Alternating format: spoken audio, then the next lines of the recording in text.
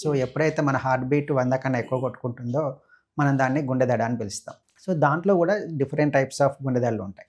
So గుండెలో మనకి 4 గదులుంటాయి. So ఏట్రియాలు, వెంట్రికల అంటాం. కొన్ని ఈ గుండె దడ అనేది పైన పైన గుండె చాంబర్స్ నుంచి మొదలవుతుంది. సో వాటిని మనం ఏట్రియల్ అరిథ్మియాస్ అంటాం. కొన్నేమో గుండెలో ఉండే కింది గదుల్లో నుంచి స్టార్ట్ అవుతుంది. వాటిని మనం వెంట్రికులర్ అరిథ్మియాస్ అంటాం.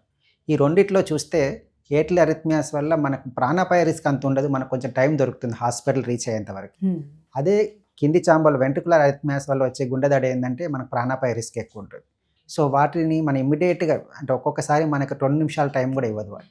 సో వీలైనంత తొందరగా దగ్గరున్న హాస్పిటల్కి వెళ్ళడం, ఒకవేళ పేషెంట్ అన్కాన్షియస్ అయితే సిపిఆర్ చేసుకుంటూ అయినా మన హాస్పిటల్ తీసుకెళ్తే మన వాళ్ళని కాపాడే వాళ్ళం అవుతాం. అదే పై చాంబర్లో ఏదైతే ఏట్రియల్ అరిథ్మియాస్ అని అంటామో, పై చాంబర్లో వచ్చే అరిథ్మియాస్ ఏవైతే ఉంటాయో అది మనకు కొంచెం టైం ఇస్తుంది. మన హాస్పిటల్ రీచ్ అయ్యేంత వరకు మనకు కొంచెం టైం దొరుకుతుంది కాబట్టి మనకు పేషెంట్ కాన్షియస్గానే ఉంటారు, కానీ వాళ్ళకి తెలుస్తూ ఉంటుంది నాకు పాల్పిటేషన్స్ వస్తుంది, నాకు గుండె దడ వస్తుంది అని.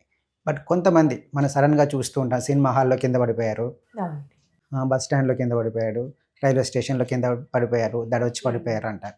సో అవన్నీ ఏంటంటే ventricular arrhythmias. So ventricular arrhythmias అనేది యూజువల్గా హార్ట్ అటాక్తో కంబైన్ అయ్యి వస్తుంది.